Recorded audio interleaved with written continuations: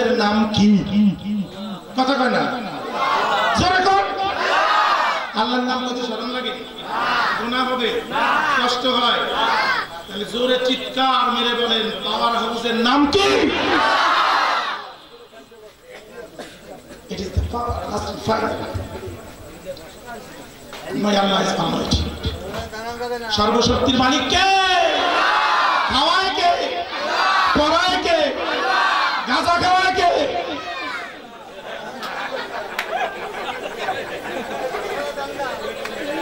সন্ত্রাস আমাদের বন্ধু। কি বলেন? প্রতিটি সন্ত্রাস আমাদের বন্ধু, প্রতিটি গাঁজা মাদক বিক্রেতা আমাদের ভাই। আমরা তাদের জন্য জীবন উজাড় করতে চাই। কি আপনাদের এলাকায় গাঁজা টাজা তো কেউ খায় না, নামও শোনেন না আপনারা? শুনছেন কোনোদিন? গাঁজা ফেরেশতারা খায়।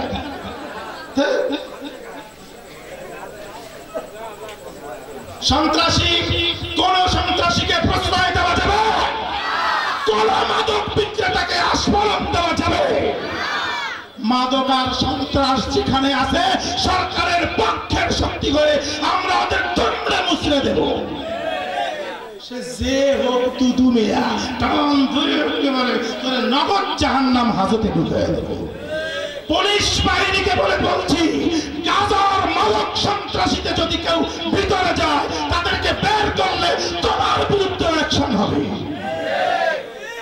এলাকার কোন নেতা যদি তার সামসামি করতে যায়, এরে আগামীতে ভোট না দিলেও বানাবেন না। কারণ আমার সন্তানকে আমার শত্রু বানাইছে, আমার সন্তান আমার মাকে ছেলের শত্রু বানাই দিছে, ঠিক কিনা? গাঁজা খাইয়া বেবর হইয়া এরপরে পয়সা না পাইয়া এর লুঙ্গি টানে, ওর জামা টানে, ওর মোবাইল টানে, ওর গ্রিল টানে, এই জায়গা চান্দুয়া তুলে যান, আগামীকাল দেখবেন একটা বাসও নাই, গাঁজায় খেয়ে গেছে। ঠিক না মিথ্যা কথা? তাহলে সন্ত্রাস আর মাদক প্রশ্রয়, কথা কয় না? আপনাকে ভাইদের আছে কেউ? ঠিক না? তাই জোরে কর, সন্ত্রাস আর মাদককে প্রশ্রয়। হাত উঁচা করে আল্লাহকে বলেন, ইয়া আল্লাহ, আমরা আমাদের বাচ্চাদের, সন্তান, ভাই, ভ্রাতৃ, এলাকাবাসীদেরকে মাদক আর সন্ত্রাস মুক্ত করবো, তুমি তৌফিক দাও, বলেন আমিন। নেতারা শাস্তি পাইছে। এবার আসেন, এটা হলো সরকারি ছিল এইটুক। আমরা সরকারের বিপক্ষে না পক্ষে? দেশে থেকে পানিতে থেকে মানে কুমিরের সাথে শয়তানি জন্মের দেওয়া দেবে। কিন্তু আমরা এমন কথা বলবো না যা কোরআন আর হাদিসের সাথে সাংঘর্ষিক। যেহেতু মাদক আর সন্ত্রাস আল্লাহর নবী তার বিরোধিতা করে গেছে, আল্লাহ নিজে বলেছে যারা এগুলো করে তারা আমার বান্দা নয়। তাহলে আমরা, সরকার তো বলেছেই, কার কথা বলছে? তাহলে আমরা যদিও সরকারের কথা মানি, পক্ষান্তরে আমরা কার কথা মানতেছি? হইছে তো? Chapter close. এবার আসে আল্লাহর নবী জনাবে মুহাম্মদুর রাসূলুল্লাহ সাল্লাল্লাহু আলাইহি ওয়াসাল্লাম তায়েফের ময়দানে যখন গেলেন, তায়েফের ময়দানে যখন ঢুকলেন, আল্লাহর নবীর নানির পক্ষ থেকে নানা বাড়ির কিছু সম্পদ ওখানে পেয়েছে। আপনারা শুনেছেন তায়েফের ময়দানে এক বুড়ির বাড়ি আছে। আসল ঘটনা হচ্ছে, হ্যাঁ একটা বুড়ি আছে, কিন্তু আসল ঘটনা এই বুড়ি না। রসুলের ঘরের পথে নামাজ পড়তে আসার সময় কাটা দিত আবু লাহাবের স্ত্রী উম্মে জামিল তার নাম, উনি হচ্ছে মক্কায়। আর এই বুড়ি হচ্ছে মাত্র একদিন রসুলকে মারার পরিক্রমা করেছে। সেই বুড়ি ওইটা, ওই বুড়ি সেই বুড়ি তায়েফের ময়দানে যেই বদমাইশ, যেই কুলাঙ্গার মহিলার নেতৃত্বে আমার নবীকে পাথর মেরেছে। তাহলে বুড়ি কি একটাও ভালো?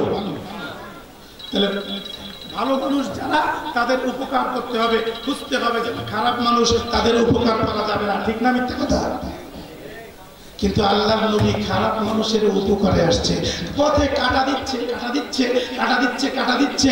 হঠাৎ করে দেখে একদিন কাটা নাই, 2 দিন কাটা নাই, 3 দিন কাটা নাই। রাসূল মনে মনে ভাবে, ঘটনা কি? আজকে আমার পথে কাটা দিল না কেন? কেন কাটা দিল না? মহিলাটা গেল কোথায়? এই চিন্তা করে করে কাটা খুঁজতে লাগলো যে কোথাও কাটা আছে কিনা। দেখে না, কাটা কোথাও নেই।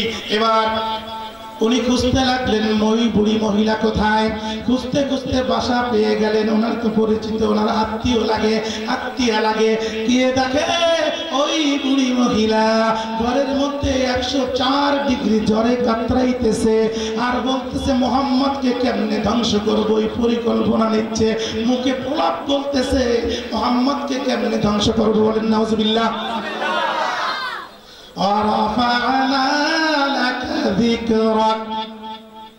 সম্মান উঁচু করার মালিক কে? বুড়ি পারবে কিছু করতে? বুড়ির পাশে যাইয়া মাথায় হাত দিয়া চাচি আম্মা কেমন আছেন, ভালো আছেন নাকি? ভাই কেডা? ভাই আমি মোহাম্মদ। ভাই তুমি আইছো কি লাইগা? তুমি তো আমার শত্রু। ভাই তুমি আমাকে শত্রু মনে করলেও আমি তোমাকে বন্ধু মনে করি। আমার পথে দীর্ঘদিন ধরে কাটা দিয়ে এসেছো, আজকে পথে কাটা নেপে তোমাকে দেখতে এসেছি। What happen? কি হয়েছে তোমার? বুড়ি মুখে কয় কি মাথা গরম হয়ে গেছে। পথে দিতাম কাটা, আমার এসে দেখতে। তুই কি ছুরি টুরি নিয়ে এসে পোষাবি নাকি? না, মুসলমান সন্ত্রাসী পছন্দ করে না।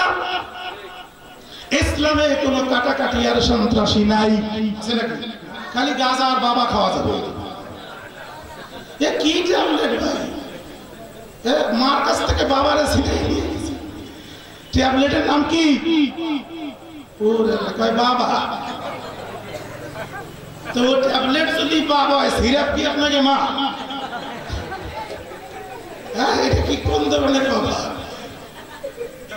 আল্লাহ। মোহাম্মদ কেন এসেছ?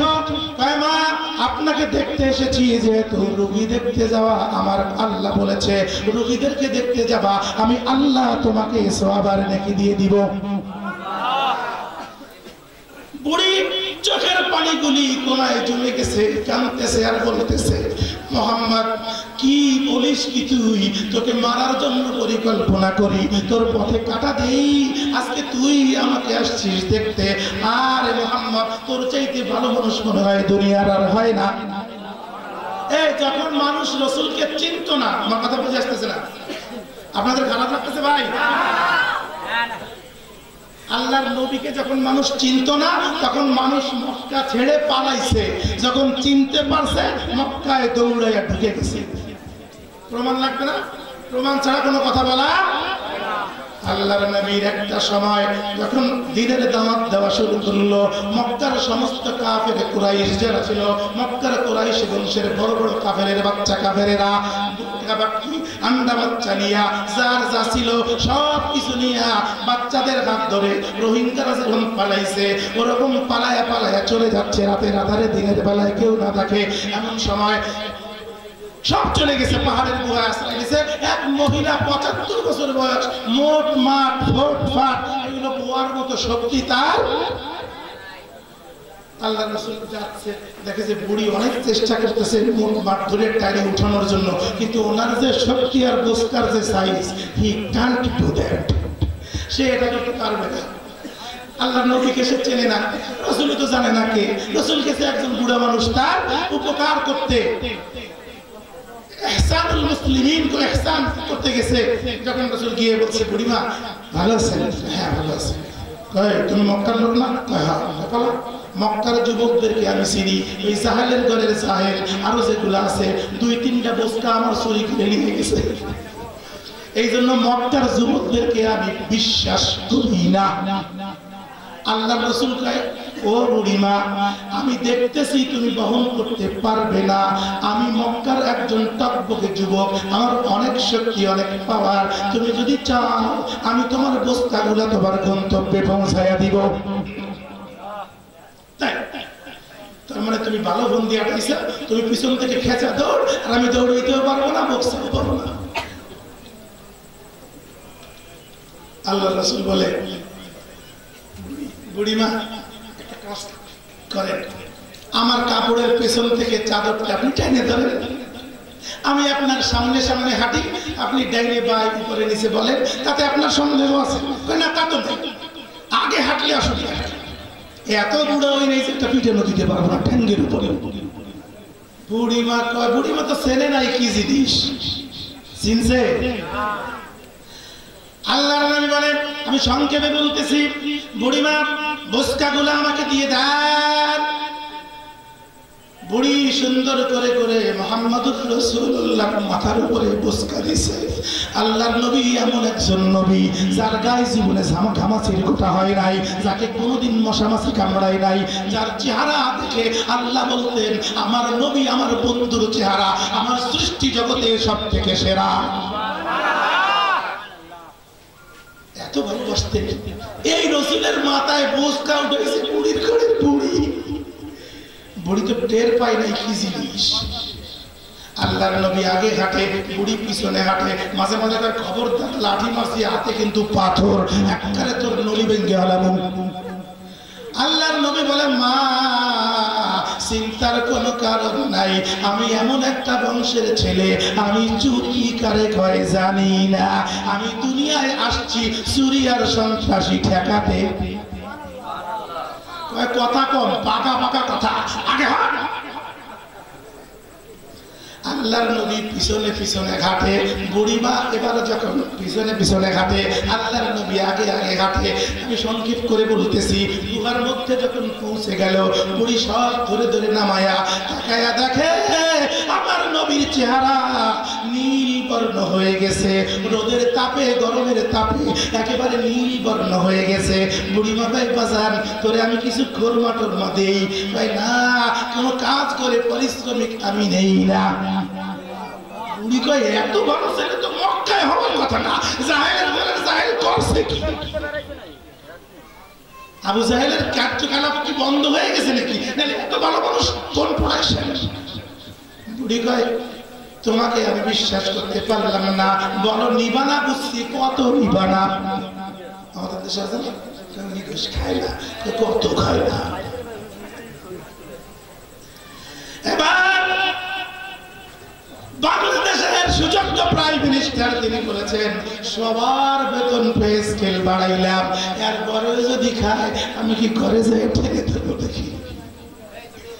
বেতন বাড়াইছে তারপরে খাও, স্বভাব নষ্ট। কি নষ্ট? স্বভাব ভালো করতে হবে। সবার হাতে ভিডিও ক্যামেরার মোবাইল আছে, কোন ফাঁকে আপনার দুঃকর্মের মোবাইল ফাঁস হয়ে যাবে। ফেসবুক শরীফ যখন খুলবে মানুষ, এখন তো মানুষ কোরআন শরীফ পড়ুক আর না পড়ুক, ফেসবুক শরীফ রেগুলার তেলাওয়াত করে। সুতরাং এই ফেসবুক শরীফে আপনার নাম আসলে এখন কোনোটাই কাজ হবে না, যা ওপেন ও আর ভাবে না গোপন। এরপরে আল্লাহর নবী ডাক দিয়ে কয় বুড়িমা আমাকে মাফ করে দিয়েন, আমার জন্য যদি কোনো কষ্ট পান, আমি যদি কোনো কষ্ট দিয়ে থাকি, আমার গায়ের জন্য যদি আপনার গায়ে বাতাস লাগতে কষ্ট হয়েছে, যেহেতু আমি আগে আগে হেঁটেছিলাম। বুড়িমা ডাক দিয়ে কয় রে তোর নামটা একটু বলবি নি? কয় না না না। বুড়িমাকে ডাক দিয়ে বলে মা তুমি কেন এই গুহার মধ্যে পালিয়ে এসেছো, কেন এসেছো? আমার নবী তখনও জানতো না যে কেন আসছে। জিজ্ঞেস করার পরে বুড়িমা কেঁদে দিয়েছে, কয়েকটা বদমাইশ আমাদের এলাকায় এসেছে, বলে নাউজুবিল্লাহ। একটা বদমাইশ আমাদের এলাকায় এসেছে, ওই লোকটা এসে পুরনো ধর্মের সর্বনাশ করে দিছে। সে আমাদের বাপদাদার ধর্মের মুখে চুনকালি লাগাইয়া সে তার নিজের ধর্মের একটা প্রচার করতে চায়। সে শুধু বলে লা ইলাহা ইল্লাল্লাহ, লা ইলাহা ইল্লাল্লাহ, জোরে লা ইলাহা ইল্লাল্লাহ, লা ইলাহা ইল্লাল্লাহু মুহাম্মাদুর রাসূলুল্লাহ। সে শুধু এই কথা বলে। আহা ওই লোকটা এত খারাপ লোক, আমার মক্কার সব বড় বড় মানুষগুলোরে বেয়াকুব বানায় ফেলাইছে। আবু জাহেলের মতো মানুষকেও সে নষ্ট করে ফেলাইছে। আবু জাহেল নষ্ট না ভালো, আগে থেকেই পোশাক হতো।